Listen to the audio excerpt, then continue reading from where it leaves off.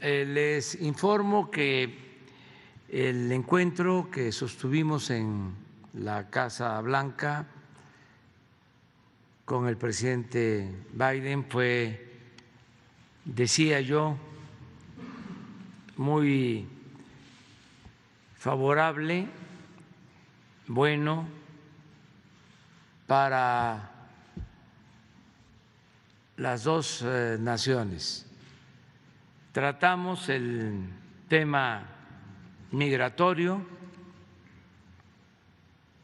con el enfoque que nosotros hemos sostenido desde hace tiempo, de darle trabajo a la gente en sus lugares de origen. Para eso, de manera específica, insistimos en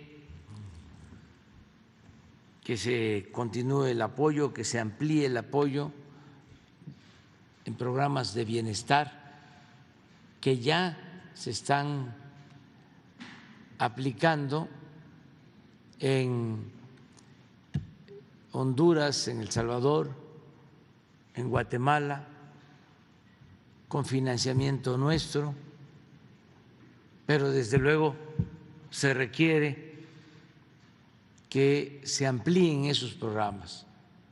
Son dos en especial. Uno es el Sembrando Vida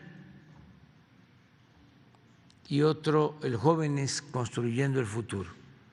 El que los jóvenes puedan tener trabajo como aprendices, capacitarse, y se les propuso que se amplíe y que se invierta más en los dos programas. También hablamos de la necesidad de ampliar el número de visas de trabajo temporal para México, para Centroamérica.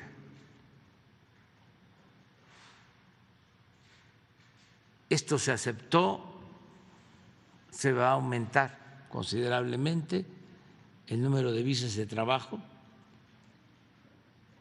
para ingresar a Estados Unidos. Desde luego, el planteamiento de fondo fue el de impulsar las actividades productivas, el de unirnos para aumentar la producción en Estados Unidos, en México, y aun cuando ya existe el Tratado de América del Norte, procurar unirnos más, quitar aranceles que puedan existir, toda la regulación en el comercio, simplificar trámites, quitar todos los trámites tediosos y unirnos más para producir y enfrentar el fenómeno migratorio. Esto también fue muy importante. Hablamos de cambiar la política migratoria, que en vez de que se deje suelta y que haya vacíos que llenan los traficantes de personas, también por la conveniencia, como ha sucedido siempre, de empleadores sin escrúpulos en Estados Unidos, que prefieren tener indocumentados porque les pagan menos porque los pueden correr cuando quieren, que en vez de esa relación, además que propicia violación de derechos humanos, accidentes graves, pérdidas de vidas humanas, que en vez de eso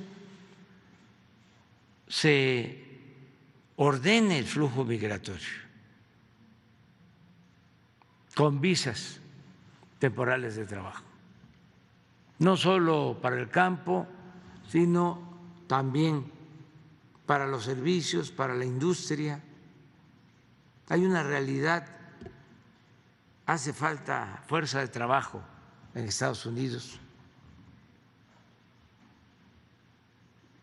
y se necesita producir, se necesita crecer y es indispensable la fuerza de trabajo. Entonces, es un momento importante, decisivo, para llevar a cabo un plan laboral, migratorio, como en su tiempo fue el programa Bracero.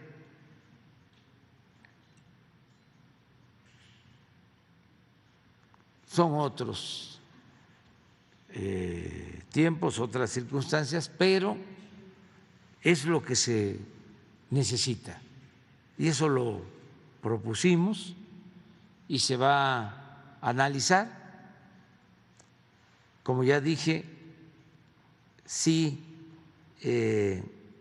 hay el compromiso de aumentar el número de visas temporales de trabajo. También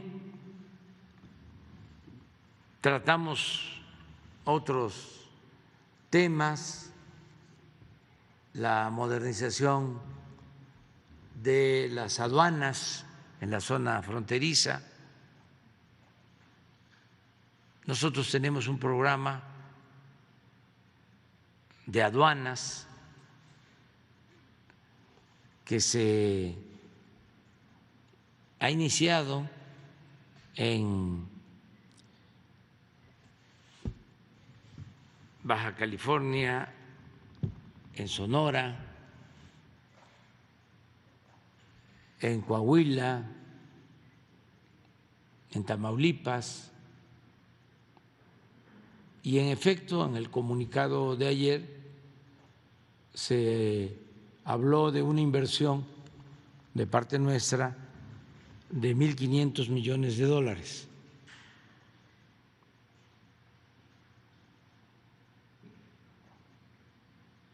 Algunos expertos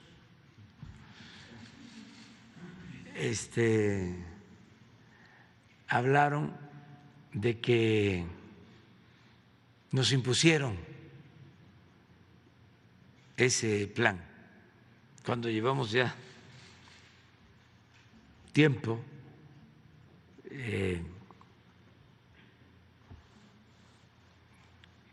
proyectándolo y ya aplicándolo. ¿En qué consiste? Pues en mejorar las aduanas, que haya un mejor servicio, incluye mejorar el tráfico en Tijuana con un segundo piso en toda la zona fronteriza.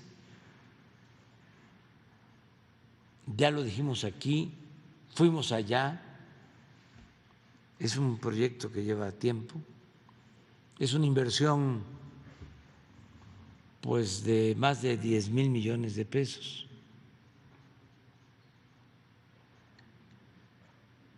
En el caso de Sonora, pues es mejorar las aduanas de San Luis Río Colorado, resolver el problema de el paso del tren, que es un problema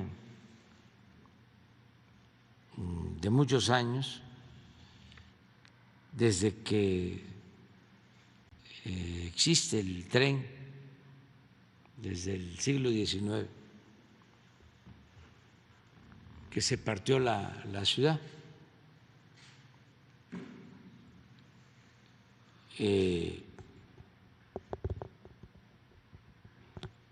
Me refiero a Nogales, y lo que queremos es hacer un libramiento y otra aduana para librar la ciudad. Ya estamos trabajando en los proyectos.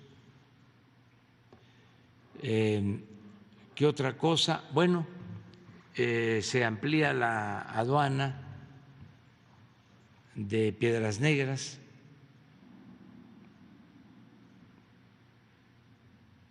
en Coahuila, y se construye la nueva aduana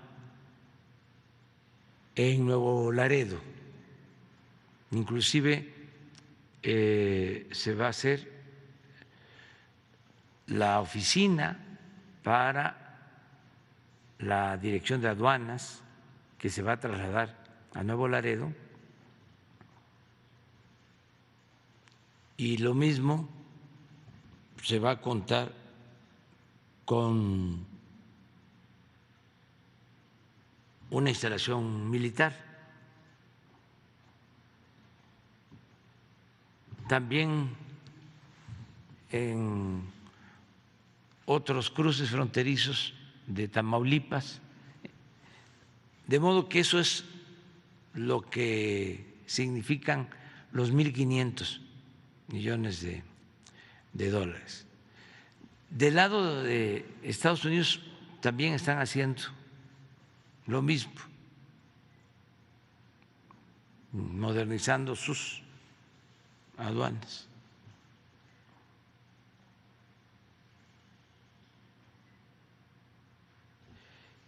En lo económico y comercial se llegó a un buen acuerdo con empresarios estadounidenses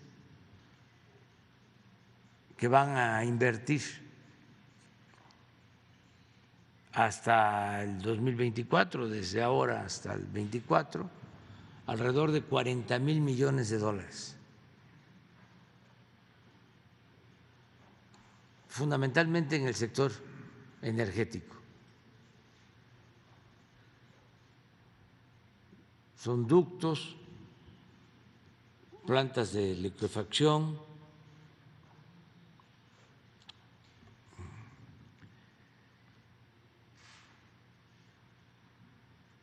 van a invertir en plantas de fertilizantes,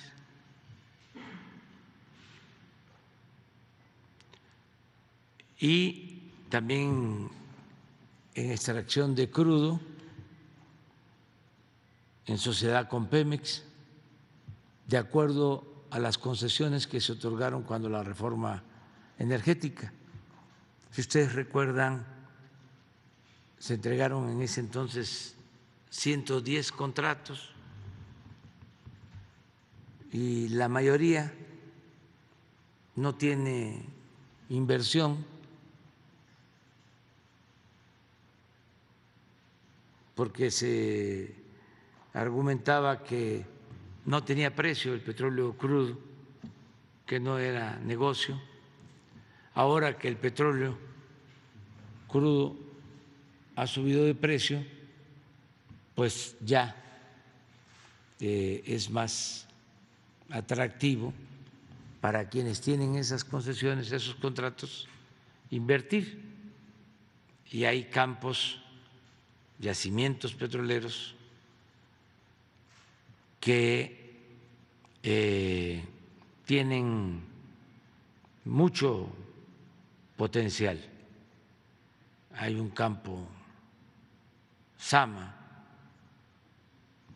que está compartido con Pemex, que tiene capacidad para producir hasta 150,000 barriles diarios. y los que tenían la concesión no se animaban y ahora parece que van a invertir bajo las condiciones legales, como la evaluación que se hizo reportó que Pemex tiene más crudo, la operación del campo va a corresponder a Pemex. Esto no significa que ellos no puedan también participar en la administración y se busca utilizar la infraestructura de Pemex y que se trabaje de manera asociada. Eso es en general. También hablamos de los precios de los combustibles con el presidente Biden. Nosotros estamos agradecidos porque se dio la autorización en su momento para que compráramos la refinería Deer Park de Texas. Cuando se compra una planta de estas en Estados Unidos, pues tiene que autorizarlo el Departamento de Estado, la Secretaría de Energía y de Comercio. Pero el presidente Biden dio la instrucción de que se autorizara. Y esto nos ayudó porque se compró esa refinería y ahora estamos produciendo petróleo, diésel, ya se terminó de pagar la refinería y por eso reafirmamos el compromiso de que los estadounidenses que quieran cargar gasolina en las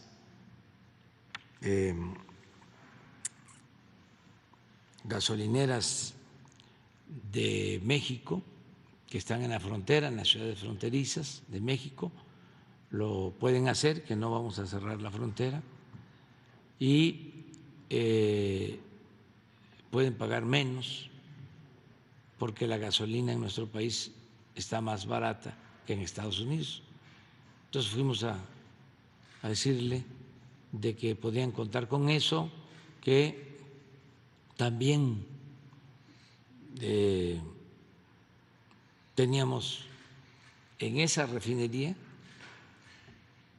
capacidad para un mayor abasto y les planteamos también que teníamos disponibilidad para el transporte de gas de Texas a la costa oeste de Estados Unidos, es decir, para llevar gas de Texas a California, porque tenemos ductos rentados que no se están utilizando por completo y que a ellos les puede ayudar. El caso de las refinerías y el que podamos nosotros ofrecer esta gasolina, pues tiene que ver con una situación en que ellos están enfrentando. No solo es el precio, que es más alto, sino que están operando sus refinerías al 95% de su capacidad, a todo lo que da, porque los agarró la crisis energética con poca capacidad productiva de gasolinas, capacidad de refinación de gasolinas. Entonces, se está ofreciendo esto, decirles que ellos también nos están ayudando, ofrecieron vendernos de gobierno a gobierno fertilizantes. A nosotros nos importa mucho impulsar la actividad productiva, en especial la producción de alimentos.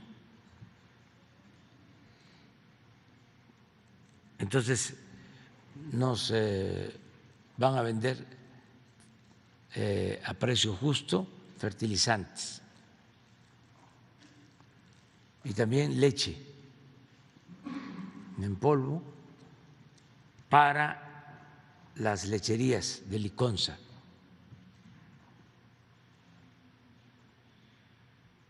También a precios justos, cosa que agradecemos. En el caso de la inflación, pues ya ustedes conocen cómo el día de ayer, que se va a conocer el dato de inflación en Estados Unidos, aumentó la inflación a 9.1, nosotros tenemos 8, 7.99, 8, y ellos tienen en junio, igual que nosotros, 9.1, y es muy notorio de que se les está incrementando la inflación en energéticos. Traían del componente total de inflación 2.6 en energéticos y ahora en el dato de ayer ya son 3 puntos lo que les aumenta y nosotros seguimos en 0.6 en energético por la política que estamos aplicando. Entonces, muy buena la reunión, hablamos de que se regularice la situación de nuestros paisanos migrantes, se lo planteé al presidente Biden, que había que darles tranquilidad, certidumbre, que llevan años trabajando de manera honrada en Estados Unidos. Y como fue un planteamiento atrevido, porque se está en víspera de elecciones y hay la mala costumbre de no tocar estos temas, porque supuestamente afectan electoralmente a quien los propone. Yo sostengo que estos temas hay que tocarlos todo el tiempo, independientemente de las elecciones, y que además es mejor enfrentar la realidad. No tienen fuerza de trabajo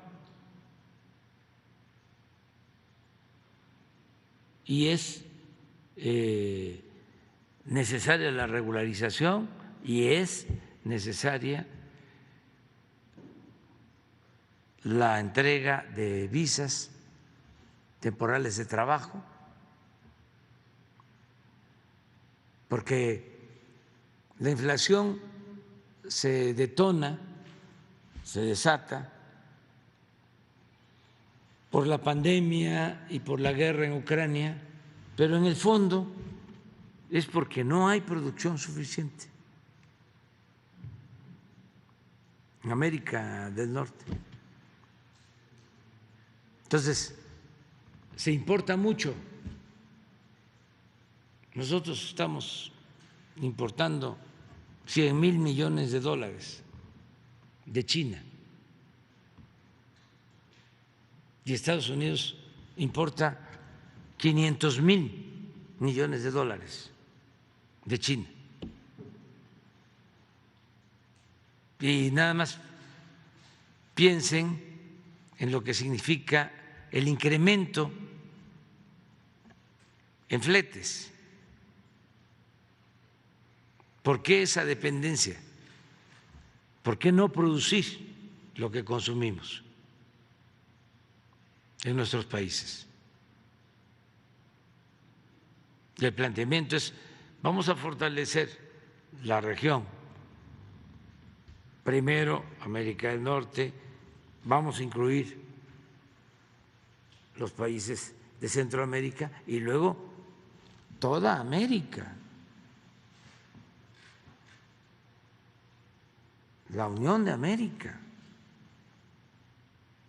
que es un continente con una gran potencialidad en lo económico, en lo tecnológico, en cuanto a fuerza de trabajo, joven, creativa y con un mercado amplio que permitiría consumir todo lo que se produzca sin necesidad de depender de otras regiones del mundo. Eso es lo que hay que estar pensando hacia adelante.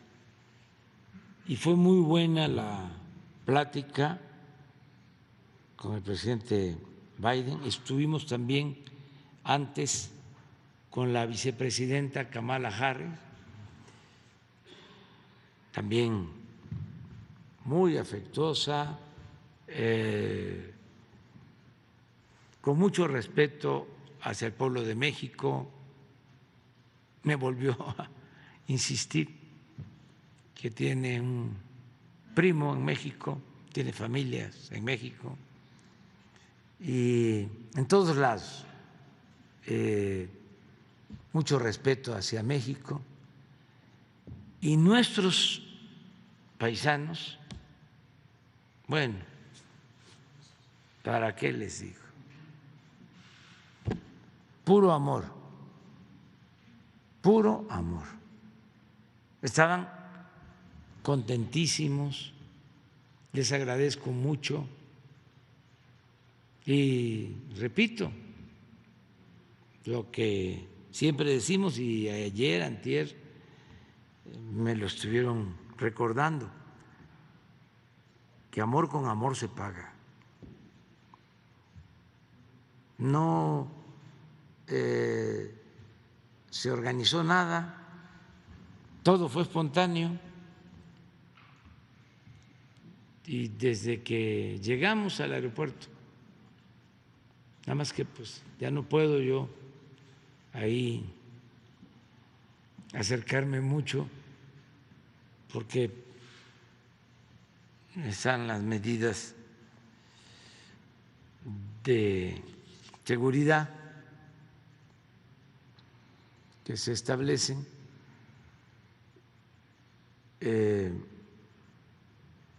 pero